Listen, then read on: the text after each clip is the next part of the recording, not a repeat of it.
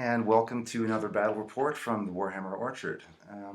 Today I have Nathan here today. Welcome, Nathan. Hello. Hi, glad to be here. And he's playing Ogres versus my Empire army. This is going to be 1,500 points. And this is deployment, and this is just before characters are going into the units. This is the Warhammer Orchard rule set that we've been doing, where we're using 8th edition Warhammer books and pretty much a 6th edition core rule set. There's a few things we're bringing in from 8th that were cool. So yeah, top to bottom for the Empire, we've got the volley gun and a great cannon. We've got a unit of 7 gunners that are detachment for the 25 spearmen. We've got 25 great weapons. We've got another 5-man unit, or even 4. I think that took it pretty small for that detachment for the unit of great swords. 6 Reiksguard with a warrior priest. It looks like 11 archers, skirmishers, and then a battle wizard using the lore of heavens. So my 1,500 points of ogres, starting top to bottom here, is a unit of 6 iron guts. Below them we had a unit of 3 Mournfang riders. The unit that you see that my hand's kind of hovering over there is my first unit of ogre bulls, and those ogre bulls each had 2 hand weapons. There were 6 of them. The unit directly below them is the unit of 3 lead belchers, and behind them is my biggest unit, and that was a unit of 7 ogre bulls, and they had iron fists and hand weapons. And blocked by my hand in the shot here is 3 heroes. I had an Ogre Bruiser, who was my battle standard bearer. He went in with the Iron Guts, and he had the standard of swiftness. The other Ogre Bruiser that you can't see at all there is my general. He had a great weapon, a dragon helm, heavy armor, and maybe some other things. And finally is my butcher. My butcher was a level 2 wizard, lore of gut magic, and had the fencer's blades. Right on. Yeah, and so yeah, my characters, warrior priest being the general, with the enchanted shield, ogre blade, heavy armor, luckstone, mounted full barding. And then I had a captain in with the BSB and with the spears. He had full plate, sort of might, and the glittering scales. Battle wizard had the earthing rod, mask of E, and he was a level 2. Cool. So yeah, scenery. We've got a scrub down at the bottom here, difficult ground with light cover, a building with some fences, another building in the center, a difficult ground up top, and a tower here filled with dice. And so the first turn, Empire was moving up. Let's go to the next slide. Cool. So right, this is bottom of turn 1 for both armies. So the wizard moved up, the archers moved up, the great swords and other units did a little bit of shimmying. And fire for artillery fire was pretty uneventful for the first turn. So Ogre turn 1. Yeah, for the ogres, everything, just the whole army moves up here. The flank with the Iron Guts and the Mournfangs, that was kind of my fast flank because of the banner of swiftness on the Iron Guts, and the Mournfangs are just naturally quite speedy. So I was driving hard on that flank, trying to get to the artillery before it totally blew me to pieces. And luckily that first turn, it really didn't do much of anything there. So you can kind of see that on the bottom. And the Ogre infantry is kind of trudging up the board behind the house there, just trying to get at the Empire huntsman. Right, and so the next slide, we've got the image, of big body of orcs there. I always forget the names of these units. Me too, and I play them. So the two big units of ogre bulls there, they're kind of your basic ogre infantry, Right. and then the one very small unit of lead belchers. The lead belchers opened fire on the Reichsguard knights, killing one of them. And Yeah. other than that, I think that was all that happened on that flank. Yeah, I buffed this unit just in case something happened. Yeah, cool. Next slide. And another image behind the ogre line. Oh man, they move so fast. They are quite speedy. Like, It's, yeah, your ogre Sorry. bulls, the bulls on the far left, or more bulls. So those ones were the Iron Guts. So Iron Guts, they're sorry. the big Like, double hand They weapon move guys. they move just as far as the Mornfangs. Yeah. So this was a really hard hitting flank for me, and I was really hoping to get everything just up and in your face before it could get shot to ribbons. And the plan kind of half worked, as we'll see in future slides here. Yeah. So I am pretty scared at the moment. Yeah. Next slide. Cool. The gunners come up and try to chaff and redirect the Mornfangs. So this is the lesson that I learned from our first game. This was our second game with these armies facing, and I didn't have artillery the first, and I didn't chaff with my handgunners on the first. So here we are. We're trying that, and the idea being that they have to charge me, and when they do, they're going to destroy me, but overrun into an area where they're going to be open to countercharges and fire. They really would have been sitting ducks to either or both of those artillery pieces. So, yeah, the sacrificial gunners. Now, next. So, some great rounds of firing from the organ gun this game. I think we were running like 15 shots or so every turn. Yeah. So this was the second turn. It was far better for the Empire artillery than the first turn. I don't believe the cannon did a whole lot, but the Hellblaster volley gun, as you can see, killed 2 ogres outright, which goes a long way towards decimating a unit when there's only 6 guys in it to begin with. So yeah, so I would have forced a panic check, and you would have passed on 8. Yes. And if you've even failed, you would have re-rolled because the BSB's there. Yes, the BSB. I learned that from our first game, where my Iron Guts took a single casualty because I had only run 4 of them, and proceeded to run right off the board. Yeah, right. So this reminds me, in this game we were testing out an 8th edition use of the BSB, but on a 4-up. So like not just break tests, everything else, but only on a 4+. Yeah, kind of a middle ground between 6 kind of more conservative rules on battle standard bearers, and 8ths, you can use them for pretty much everything. And I think it worked pretty well this game. Yeah, I would concur. Though my BSB I've totally failed actually this game. Oh yes. Yeah.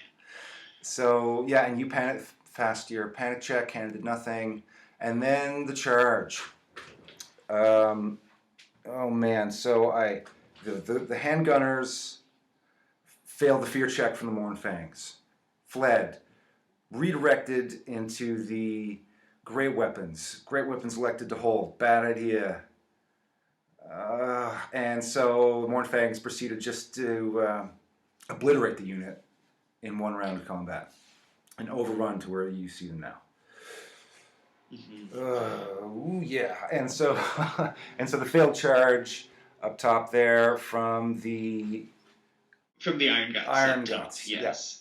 Yeah, they were up on the hill, and of course we had that count against difficult terrain, which in using the 6th edition rules for terrain really kind of impedes your movement. It basically halves your movement. So they were just out of range of. They were trying to get towards the artillery. Yeah. And so they went. In actuality, they ended up standing just right in front of the artillery. We'll see how that works out for them. The big ogre units in sixth edition. One of the things to keep in mind is that there are no ranks of 3 because monstrous infantry didn't have those special rules like they do in 8th. So if you're making a rank of ogres, you're going to make a rank of 4, which makes them take up basically 80 millimeters. It's a large frontage. So one of the things that I've really learned in playing them in the Orchard edition is you really have to be careful about that placement because it is very easy to clip things like terrain. It happened to me a couple times in this game. Yeah, that was one of the ones where it really kind of came back to bite me.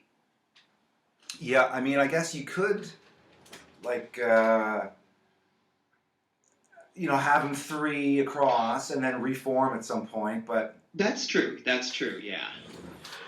So Mornfang's just doing major work, and they end up behind my lines there. And so next turn, I didn't get a picture, but the spears move to intercept them or confront them or whatever. Okay, and then the mage is there, just blasting, buffing the people. Let's see what the next move is here. Right, so shots from artillery coming in. Mm-hmm. And just driving them off the field. Yeah, so this is what happens when you park yourselves right in front of a Hellblaster volley gun and a great cannon. Yeah, failed charge. Yeah.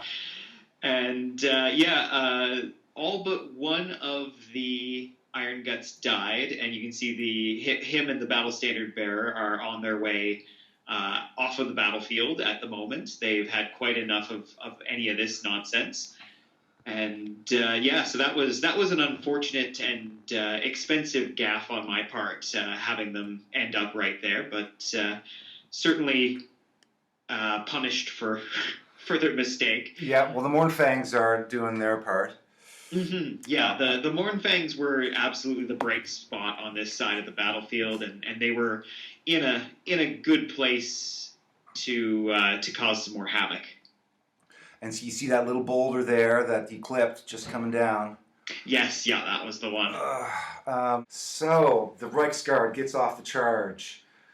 Bam! And we do 8 wounds on the charge. They hit like a freight train. Oh man, and so the warrior priest is bashing away, strength 6 with the ogre blade, and horses are doing wounds, and I think I saved every armor. You sure did. Yeah. The ogres just could not get through the that one-up Reichsguard save, and harmonic convergence, having that on the unit was huge because they were hitting so reliably with that. Yeah, I rolled tons of ones. Yeah. So I got to re-roll every single one, and I was really stoked to have an overrun right away. But yeah, so how did you pass the break test? Yeah, the Ogre Butcher, the Ogre's signature spell is basically places Stubborn on a friendly unit, and I had placed Stubborn on his unit of Ogre Bulls here, and that was a really good idea because otherwise they would have auto-broke, as they were leadership 8 at the time, and even the leadership of the Bruiser behind them wasn't going to save them from that. So luckily, yeah, they were in a good position to hold up those knights for a few turns, but it was an absolutely brutal charge here.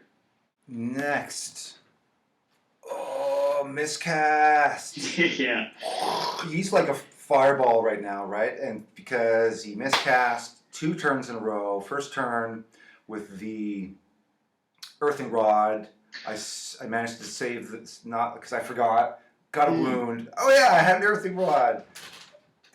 Took the wound off. Miscast again. Big fireball. And he was really tempted to be charging people with that Mask of E. Like I had used it with some success before against ogres and with a vampire counts army. Right, and we're using 6th and 8th edition magic items. Oh yes, we had our own kind of list for that, but yeah. So the interesting combo, and so he wanted to charge, but he would cause fear, and a fear-causing he could be useful on the flank when he's out of, spells or something. Okay, next. All right. Oh, so the spears charged. Right, so they got behind the line. Spears moved to intercept. Mournfang's turn around, following turn. Spears charge the next turn. Mournfangs just wipe them out and cause they fail their panic check, break check, flee, and are overrun. So that's 2 giant units that haven't done a wound. Oh, you've got maybe 1 wound on a guy? I think I took 1 wound from the spearman. Yeah. Yeah, so the Mournfangs really weren't bothered at all by the spearman charging, unfortunately.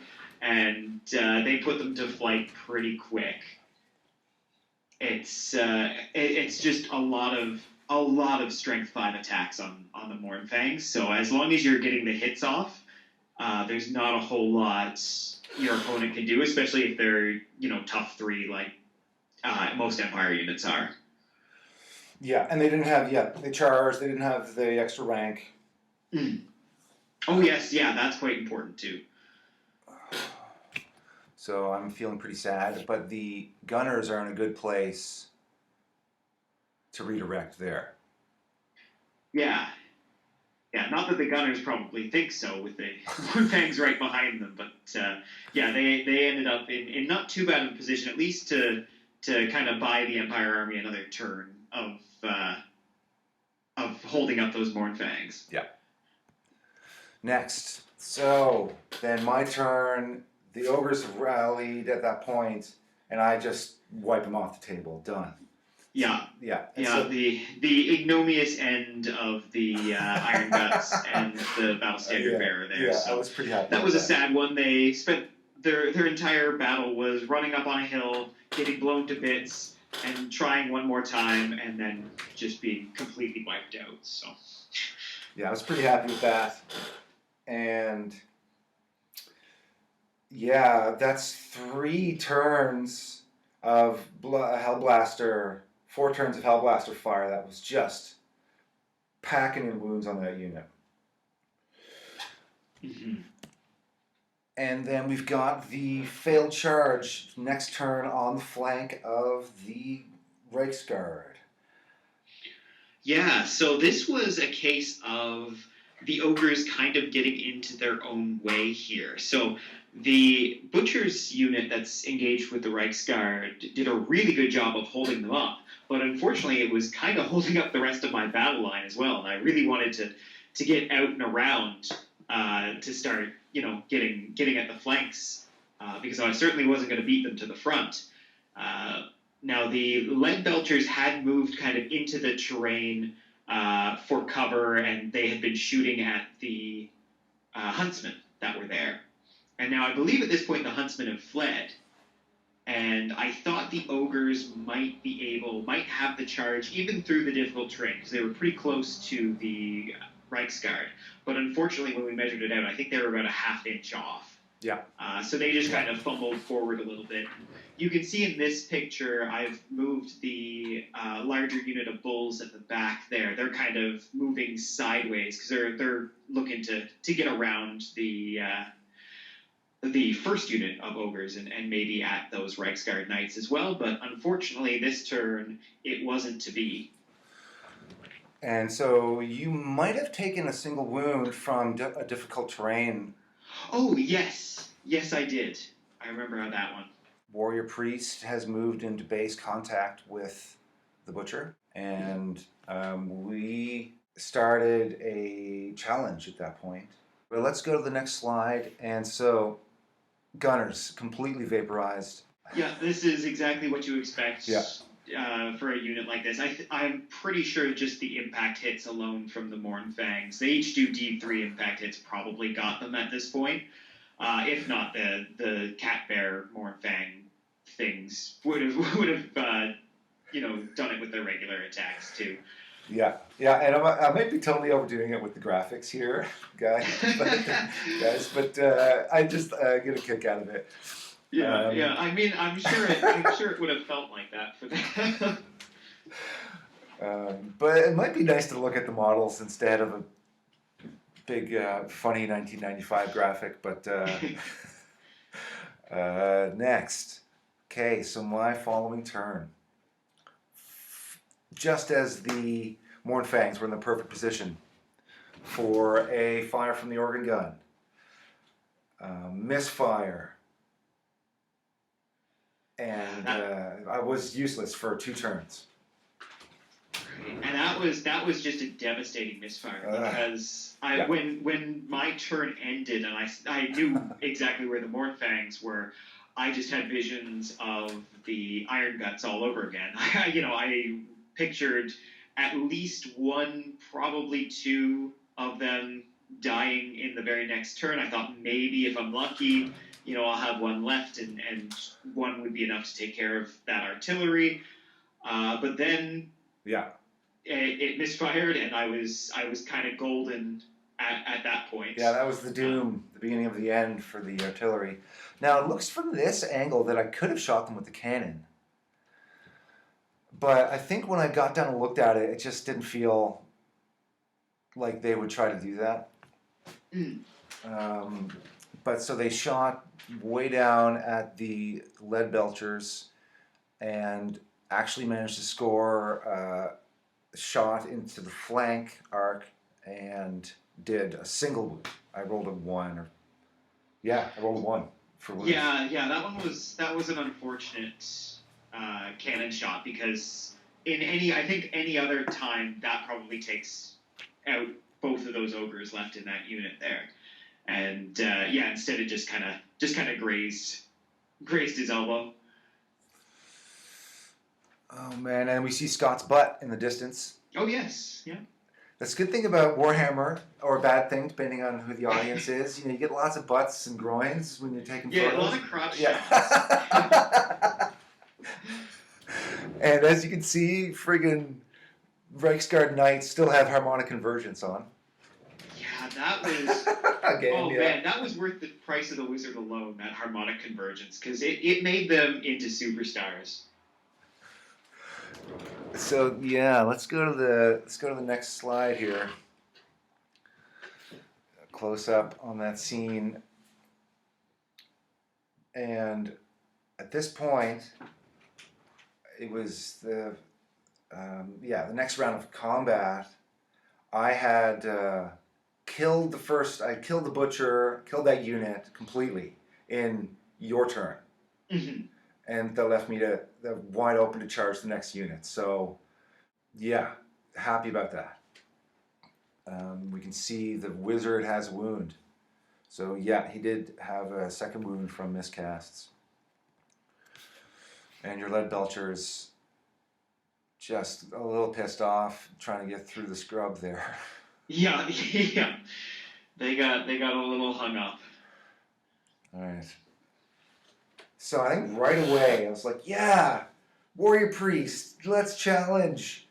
Let's issue a challenge. And here we are. Yeah, so this was a general v general challenge here. The Warrior Priest with his Ogre Blade hitting real hard. He was fighting my Ogre Bruiser, who had a great weapon.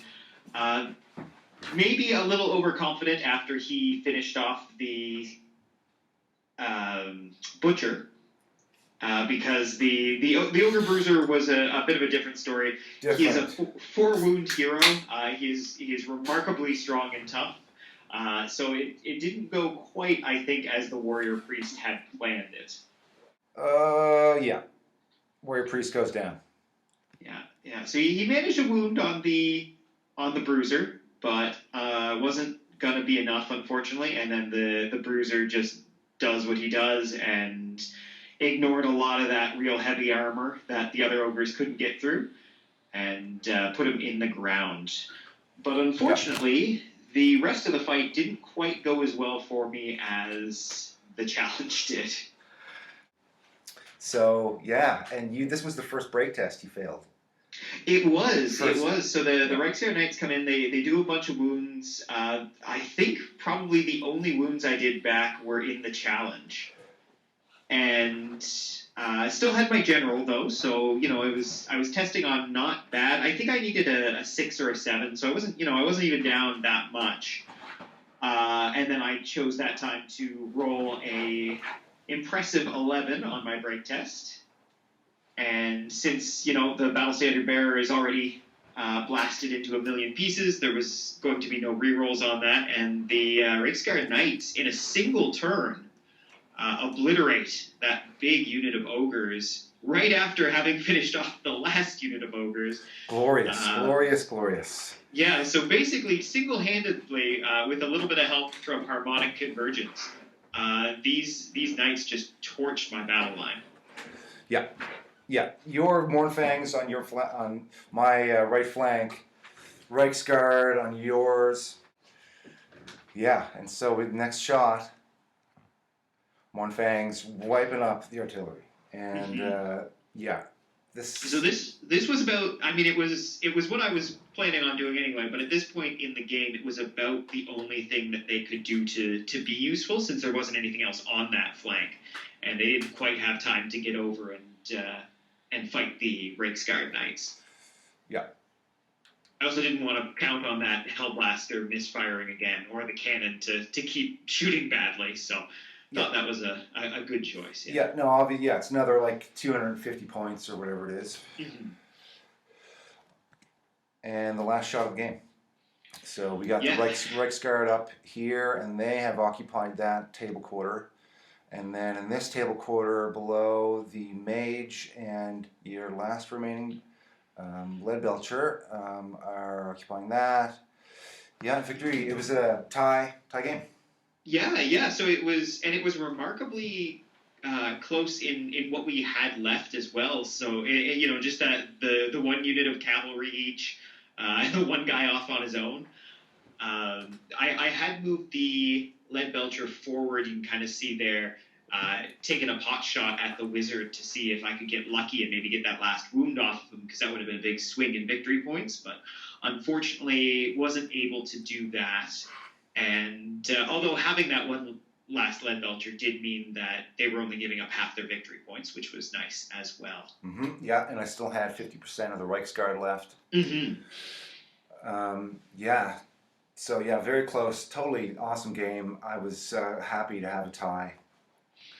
Yeah, it was tons of fun. I think it swung in a few kind of really pivotal places in interesting directions. I think we would have had a much different game on our hands if, for example, the handgunners that you had as redirectors had held. If your artillery had performed a little better, other than the Hellblaster, which was probably still made back 3 times its point value in that ogre unit that it killed. Yeah. So yeah, it was a really interesting match, and this was I thoroughly enjoyed everything that the Reiksguard did. It was like something out of a movie or a novel, right? Like just really dramatic cavalry charge that somehow, despite all odds, just works. Worked really well, despite losing the Warrior Priest. Ogres in 6th edition play really, really neat. I think they play better than in 8th edition, because they still have their strengths, but they have some more kind of profound weaknesses, including their very mediocre leadership and lack of armor, that kind of thing. That you may not have noticed so much if you're just playing straight 8th, where you can have hordes and that kind of thing. But as soon as you kind of port it over to 6th, they're still a good army, and they're still tons of fun to play, but they don't feel quite as oppressive, which was really nice. Yeah. You're forced to go 4, which, like you said, I think kind of looks better. Mm-hmm.